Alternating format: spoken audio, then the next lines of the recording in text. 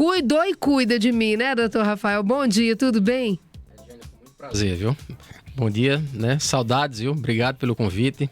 Saudade quer dizer que faz tempo que eu não vou no consultório dele. É assim que ele deixa a gente, né? Ele deixa a gente nesse nível. E a minha vinda pra cá também, né? Fazia tempo que a gente não conversava. Que coisa boa é poder conversar com um profissional, assim. A gente vai falar sobre o Março Azul, que tá chegando ao fim, mas essa chamada de atenção, ela não pode ser de um mês só, né? Um mês ele é bom porque ele joga luz para aquela que é um problema de saúde pública que a gente vai falar hoje sobre o câncer coloretal. Exato. Câncer de intestino, traduzindo, né? Exato. Que é uma realidade cada dia mais cedo na vida das pessoas. Eu posso dizer assim? É real isso? O câncer de intestino hoje ele já é o segundo em incidência no Brasil, tanto para o homem como para a mulher, né?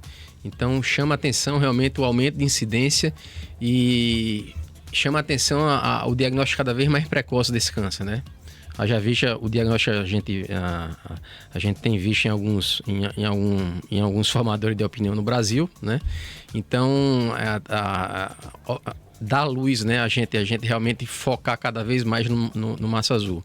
Esse final de semana eu tava num evento no Rio sobre câncer coloretal.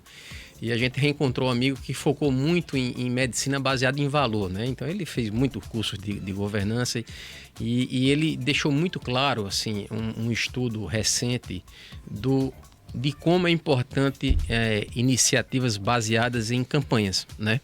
Porque talvez essa iniciativa seja a que realmente estabiliza, assim, que a gente chama de processos e muda a cultura da população, né? Então, a mensagem dele final na aula foi o seguinte: a gente deve viver em estado de atenção permanente para campanhas, porque realmente só com campanhas nós mudamos cultura o mais rapidamente possível da população. Chama atenção, né? No caso do câncer coloretal, o Brasil teve aí uma comoção muito grande com a morte da Preta Gil, né? É impossível Exato. falar de câncer coloretal hoje em dia e não falar. Mas não foi só a Preta Gil, né? O Pelé Sim. também foi diagnosticado com tumor de colo, né? Teve a Simone, que teve câncer anal. Exato. Então, assim, são pessoas conhecidas e quando esse diagnóstico acontece para uma pessoa conhecida, acende mais ainda o alerta, né, da população. Exato. Então, assim, sempre pergunta, né? O que é que está acontecendo para estar acontecendo isso nesse momento, né? Então, o que chama mais atenção realmente foi a mudança de cultura da população, porque realmente a gente se alimenta cada vez mais de alimentos processados, né? E isso aumenta muito, assim, o índice de resistência periférica à insulina, pré-diabetes, diabetes, né? Muda a microbiota do intestino, né? E tem um fato novo agora que a gente está começando a falar com mais frequência, que é o encontro de microplásticos dentro do tumor, né? Nossa, isso é muito sério, né? Porque E esses tumores mais agressivos coloretais a gente está vendo que tem uma certa relação com esses microplásticos, né? Tem um estudo aqui da Universidade Federal de Alagoas, né, que mostra a passagem de microplástico pelo cordão umbilical da mãe. Isso é seríssimo. Exato. Né? Sério e importante. Eu já tive a oportunidade de conversar com a pessoa que realizou essa pesquisa. E é uma pesquisa que chamou a atenção aí das pessoas, porque o que estamos fazendo? Aí traz o alerta não só para o alimento, né? Os produtos que são utilizados na pele, até as próprias roupas que a gente usa. É uma coisa muito ampla isso. Exatamente, assim. Então, há uma chamada de atenção em relação a isso. Óbvio que a gente, assim, ainda a gente não bateu o martelo em relação a causa e efeito, mas certamente existe uma relação no diagnóstico de tumores mais agressivos com o encontro de microplásticos dentro desse ambiente tumoral, né? Então, óbvio que carece de mais estudos, né? A gente realmente, assim, nesse momento está sendo desenhado estudos clínicos, digamos assim, mais efetivos, que consigam oferecer um nível de precisão maior em relação a essa pergunta.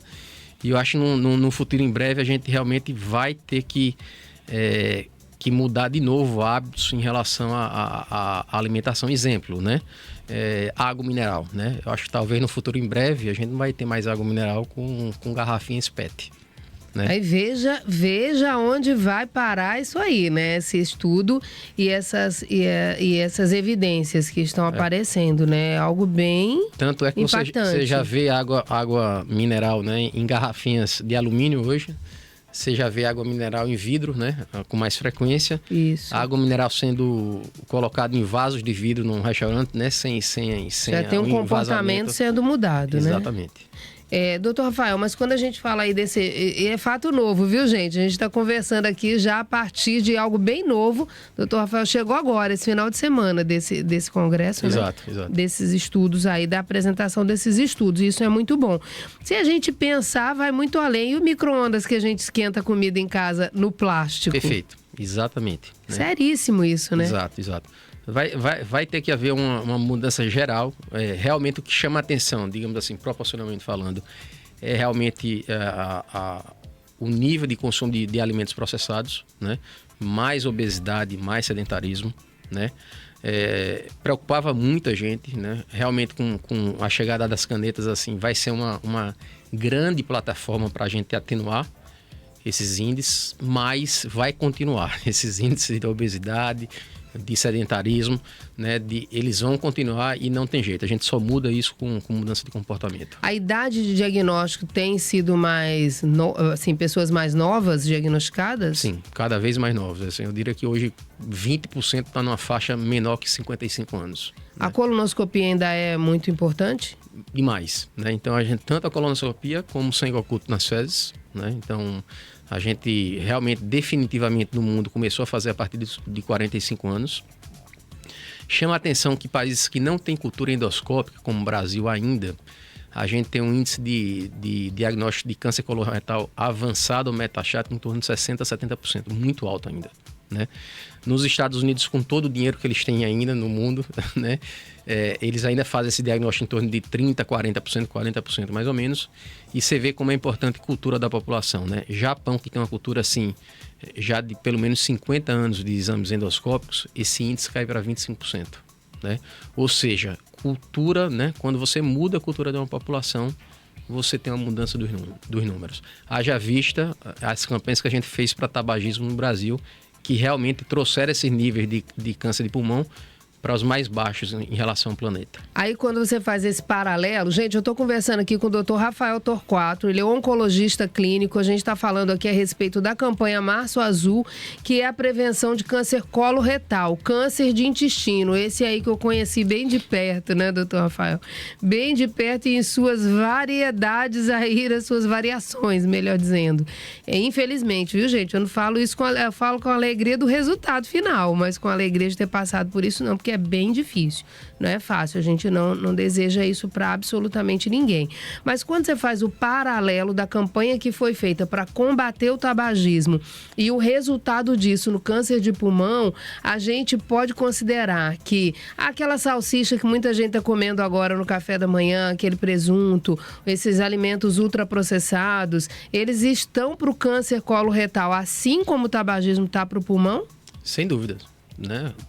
Sem dúvida nenhuma, né? Hoje, assim, eu diria que o maior fator, assim, isolado em câncer coloretal é essa degradação da microbiota intestinal e essa piora metabólica do corpo, né? Porque você vai causar resistência periférica à insulina, vai causar diabetes, pré-diabetes.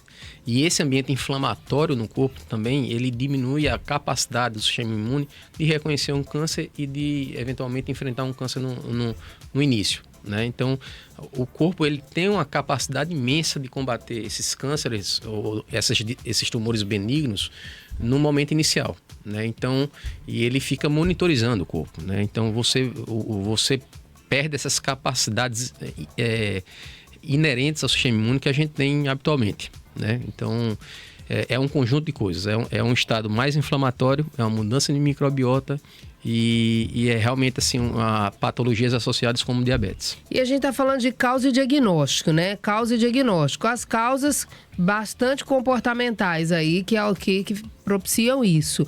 O diagnóstico, pesquisa de sangue oculto nas fezes e a colonoscopia, que as pessoas têm tanto medo, não precisa ter medo, gente, não dói não, tá dormindo ali, tá fazendo o exame, sem nem sentir nada, né? Não sente nada. Aí o preparo a gente conduz ali, exato, né? Exato. Ainda vai eliminar uns quilinhos. Eu tô chegando na idade agora, né? Nessa idade, né? Eu fui cobrado pela esposa ontem, né? Tá vendo aí? Então, a mulher é responsável pela saúde. Então vou ter que marcar meu exame esse semestre ainda, né? Então... E de cara vou fazer endoscopia, né? Você consegue fazer os dois na mesma hora. Isso, eu sempre faço os dois na mesma hora, endoscopia e colonoscopia. Gente, não dói não, é tranquilo. Não sei porque eu gosto tanto do meu médico também, do Dr. Antônio Carlos, eu gosto demais. Vai lá no sábado de manhã, né? Tranquilo, né? E ainda toma café da manhã depois. É isso Diane, mesmo. Um ponto muito importante também é a questão do diagnóstico ainda em torno de 60% a 70% de doença avançada. Então, o foco principal da campanha é prevenção, realmente, mas a gente deve falar sobre doença avançada e sobre a quantidade imensa de novas ferramentas que a gente está usando, está a caminho de usar para tratar essa doença avançada. Exemplo, 30% das doenças avançadas metastáticas para fígado, né, em câncer coloretal, nós estamos curando. E a gente só consegue fazer isso com ferramentas novas, com tecnologias novas. Exemplo, né, a gente usou o ano passado um radioisótopo novo, né, que confere cura para uma doença metastática coloretal para fígado, né? Isso é totalmente inovador, Totalmente inovador. Então, assim, a gente tem também que falar, a meu ver, né? Que tem que falar dessas novas ferramentas que realmente estão melhorando muito o manejo. Outro exemplo também é que a gente começa a ter disponibilidade de fazer sequenciamentos genéticos em tumores coloretais, e a gente sabe que em torno de até 10% desses tumores são extremamente sensíveis à imunoterapia, né? Então, a gente já tem pacientes aqui de 35 anos, né? Que mostraram que tem esse padrão de sensibilidade no sequenciamento genético. Nós suspendemos a quimio, iniciamos imunoterapia, essa paciente ficou curada. Gente, né? fantástico. De uma doença isso, metastática. Então, tecnologia no manejo dessa doença metastática é fundamental. Isso é muito legal, porque eu lembro, na minha trajetória aí de câncer coloretal, quando eu fui diagnosticada pela segunda, foi o terceiro diagnóstico, segundo diagnóstico, que minha prima, uma das minhas primas, disse assim: Diana, eu preciso conversar com você, vem aqui em casa. Eu fui. Quando chegou lá, ela disse assim: deixa eu te fazer uma pergunta, você tá com metástase? Aí eu disse, sim. Aí ela falou assim, porque eu li que metástase não tem cura. E ficou chorando. Então, assim, olha que mudança, né? Sim. Com a informação que você acaba de dar. Sim. Que mudança. Porque aí é um câncer metastático pro fígado. Exato. Né? Exato. Que não foi meu caso. Meu caso foi para peritônio, né? Foi para peritônio. Então, assim, olha que bacana, né, gente? Que evolução. Exato. E aí, se falar ainda no meu caso, eu fiz radiointervenção também, né? Você fez radiointervenção. E teve uma outra oportunidade então, muito boa. A gente tem quantas ferramentas novas? A gente tem sequenciamento genético para oferecer prognóstico e predição ao tratamento desses pacientes. Eu fiz avaliação genética também, né? Você tem novas ferramentas com radioisótopos, você tem várias ferramentas com radiointervenção, você tem radiocirurgia, né? Sim. Você tem cirurgia robótica agora, né? Para metástases hepáticas mais complexas. Você tem quimioterapia intraperitoneal, né? Você tem drogas novas, né? Então, você tem um leque terapêutico, assim, imenso. É um arsenal, um arsenal, né? Imenso. É um arsenal. Agora, óbvio, quanto mais precoce você faz esse diagnóstico, óbvio que é melhor, né? Agora, de novo, assim, até na doença inicial também, localmente avançada mais inicial, sem metástases, também, de novo, assim, exemplo, tumores retais que tem esse padrão de instabilidade de microsatélite, que são sensíveis à imunoterapia, Diane, nós estamos fazendo imunoterapia e nem precisando de radioterapia e cirurgia. Gente, incrível isso, exatamente, né? Como se fosse uma vacina terapêutica, né? Não é uma vacina preventiva. Enfim, grandes evoluções, inclusive naqueles tumores coloretais de pior prognóstico, né? A gente sabe que existe alguns tumores coloretais assim, de muito pior prognóstico, e a gente, através desse sequenciamento genético, a gente cria estratégias de como desenhar uma agenda terapêutica mais assertiva. Gente, incrível falar sobre isso, né? Quer falar da importância da mudança de hábito, a importância do diagnóstico precoce, mas também, assim, num cenário de aconteceu, tem um arsenal de coisas para ser feito. Então, assim, as famílias podem ficar um pouco mais tranquilas, mas precisa correr em fazer diagnóstico precoce também, porque esse arsenal, ele pode ser acessado, tudo depende, é caso a caso, né? Também caso não vai ficar em comparação, é uma coisa horrível, caso né? A caso. Realmente, assim, a gente não daria uma entrevista regular aqui pra gente falar sobre tudo, mas, assim, muito legal. A gente, você vê, eu teve recentemente um paciente de 80 anos que teve um câncer localmente avançado. Ele falou: doutor, eu queria fazer tudo na minha vida menos essa quimioterapia, né? Olha, gente. E olha como a pergunta do paciente é interessante. Então, a gente já tem, de novo, ferramentas que a gente pode considerar não fazer quimioterapia para esses pacientes com segurança. Nós fazemos o sequenciamento genético do tumor e fazemos a avaliação genética do sangue periférico, fazendo pareamento com o sequenciamento genético do tumor, né? Se esse pareamento for negativo, né, mostra pra gente que 99,5% da probabilidade desse paciente estar curado. Olha que incrível, gente. Eu me alegro demais com essas novidades. E aí, o que é que a gente faz? A gente suspende, né, uma eventual indicação de quimioterapia e acompanha, né, esse paciente com essa biópsia líquida seriada a cada 6 meses. Só isso. E outra coisa também, né? Esse trato, ele é totalmente humanizado. É feito ali uma conversa muito boa entre família, paciente, o médico. Tem que ter uma interação. A instituição, né? Eu me cuidei na Med Rádios e eu sou muito grata a tudo que eu passei lá. Mas eu lembro quando eu disse assim, doutor, eu não quero fazer outra cirurgia.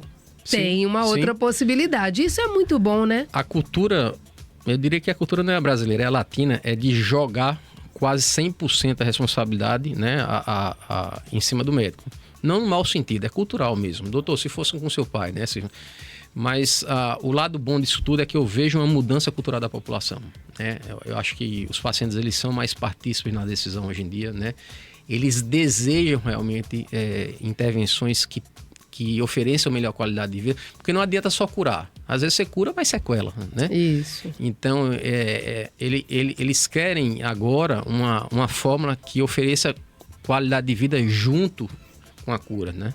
Então, eu acho que isso é muito relevante no consultório médico. Gente, incrível, né? Incrível. E aí, essa pergunta aí, se fosse com seu pai, é muito crueldade com o médico. Eu digo que é colocar um fardo muito pesado, uma responsabilidade muito grande. A gente precisa entender, enquanto paciente, que a gente também tem responsabilidade nisso. A gente precisa se entender, né?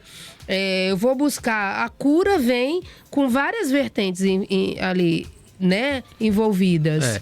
Essa é uma máxima no consultório, né? Eles sempre perguntam isso, né? Mas eu diria que mais importante que essa pergunta, a gente fala muito de humanização na oncologia, né? Mas eu acho que tem um aspecto mais importante que é a compaixão, né? Que é a empatia. Então, é você assumir no consultório, né, a tomada de decisão no contexto do paciente. Óbvio que nunca você vai, né, ter uma noção 100% perfeita daquele contexto, mas entender o contexto do paciente é muito importante para você ter uma tomada de decisão mais focada em empatia e em compaixão. Às vezes também tem o tratamento, mas não vai caber na rotina, não é no bolso. Não é só Exato, o bolso não é só o bolso que importa. Que importa, né? É o contexto. O que adianta você apresentar uma chance que ele não vai ter, que ele não tem como acessar, que a rotina, que a família, que o dia a dia não vai propiciar isso? Pode ser um tiro no pé, né? Como esse paciente que eu lhe falei há pouco, esse paciente idoso, então a gente teria uma dificuldade, né, pela idade de fazer quimioterapia.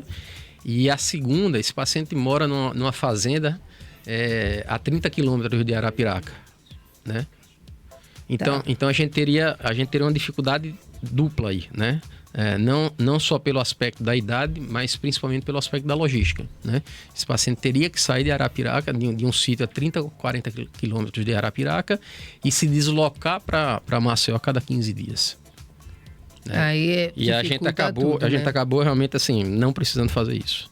Doutor, já estou corridíssima aqui, em cima do tempo. Eu quero agradecer sua presença aqui. Tem contatos pra gente aí? Diane, prazer imenso, né? Eu sou oncologista na Mediades, né? Fico intercambiando entre as duas filiais, a filial aqui do lado, da Mangabeiras, e a filial da Gruta, né? Então é só entrar lá no site da Mediades e marcar a consulta. E, enfim, estamos às ordens. Maravilha, muitíssimo obrigada, viu? Muito obrigada. Tem mais de